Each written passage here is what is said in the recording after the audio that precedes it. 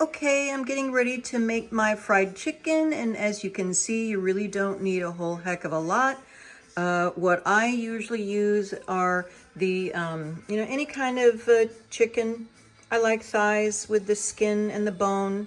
Got a little bit of butter if you like. I usually put in maybe just a tablespoon of butter as it's cooking. Then, of course, flour and milk.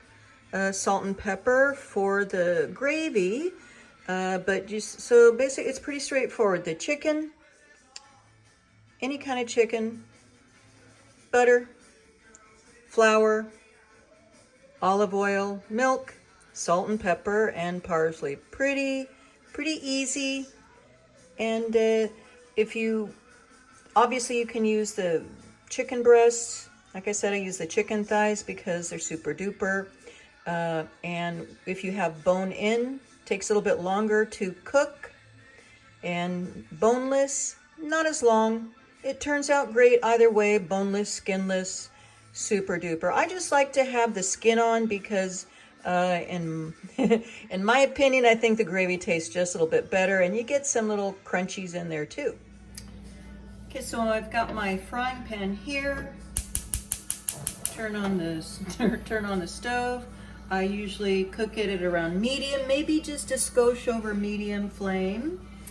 And just a little bit of olive oil. You know, it really doesn't take a whole heck of a lot. I mean, about that much is fine. What is that, like 1 to 2 tablespoons? Maybe, okay? And I like olive oil. Then, you know, some people like to get it all hot first, but I don't because I'm most likely going to be, getting my fingers in here. So I will get the oil on one side, then turn it up like that. Get the oil on both sides first. Turn it up like that. Get the oil on both sides. Then I'm gonna dry my hands. Get my hands dried off, get them a little bit clean. Then a little bit of salt on one side. A little bit of parsley here on the side too, and it doesn't matter which order, it really just doesn't, whatever to taste. I think it's all good. The salt and pepper will also kind of go into the pan too. So when the gravy comes, when you make the gravy, then the salt and pepper is already in the pan. So you see, I like pepper like that. Then I get my tongs, salt and pepper the other side. Flip it over like that. And also, you can do this with pork loin chops too. I love the pork loin chops. Super similar, and I think they cook quicker than the chicken. Salt, pepper. So I like it nice and peppery. It's really good on the skin. Then a lot of parsley. Like I said, the pork loin chops, if they're thick, maybe cook them a little bit longer. But pork loin chops, you can cook maybe about 4 minutes aside. So 4 on one side, 4 on the other, exactly the same. But if they're thicker, maybe 4.5 minutes, aside. Super duper. And because this is gonna snap, crackle, and pop, I have to put a lid on it. So go like that again, like medium heat. And again, you don't want it to burn. And then because it has the bone in and the skin, I'm going to set the timer for 8 minutes. You could go 9, I guess. It depends upon your pan. But, I'm going to go 8 to 9 minutes aside.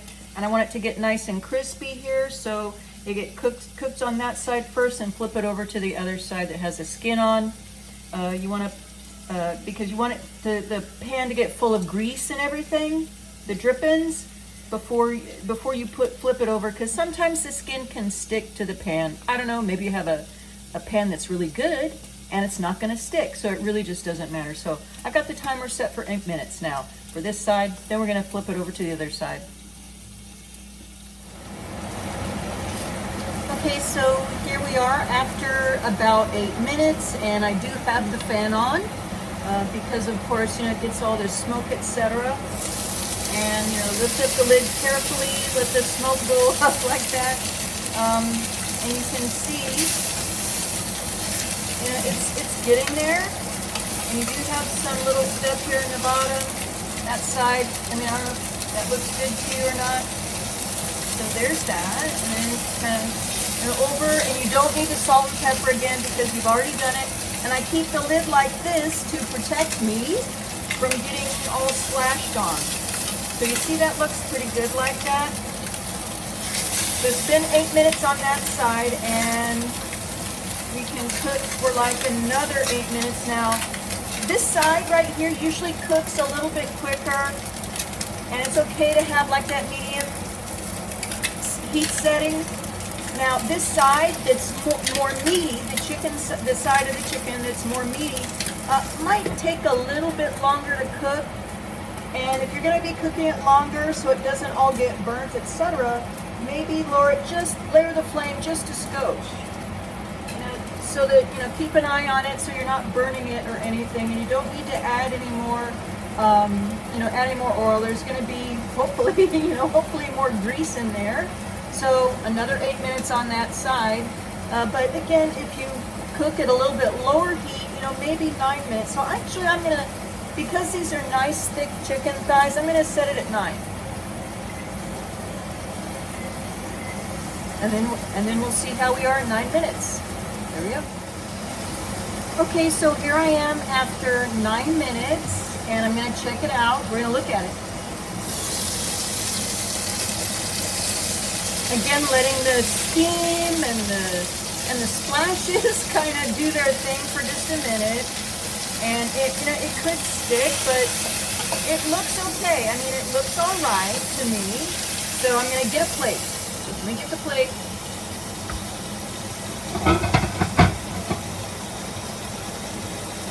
So, I mean, I've got my plate. Let me get the lid off. Let me get the chicken up. It looks pretty good.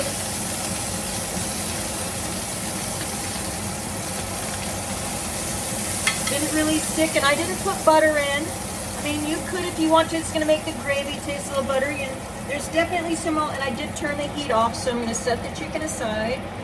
Whoa, baby, look at that chicken. You set the chicken aside, so yeah, the lid, you really don't need the lid anymore, but I'm just going to sit it there, and you can see there's some oil, in there. There's some oil, and there's some bits. So I'm going to make the gravy, and it is, it's a little bit of art and a little bit of science. Get the milk.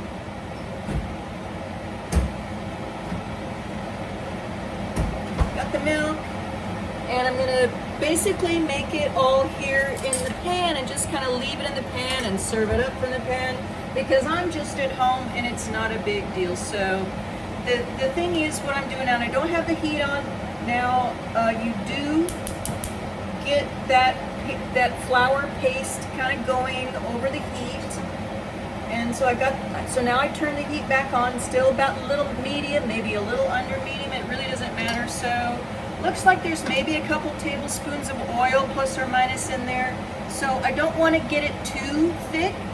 So I'm just going to start off with my spoon. Here's just a little bit of flour in the beginning, okay? And you can see it's kind of bubbling in there, and I could use a little bit more.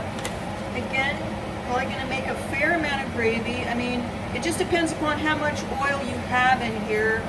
And so I think I kind of like that. I don't want to put too much flour in it, so I'm going to be mixing it up here with the bottom of the spoon because I think that works better. It mashes up the flour, and it doesn't, mess up your pan.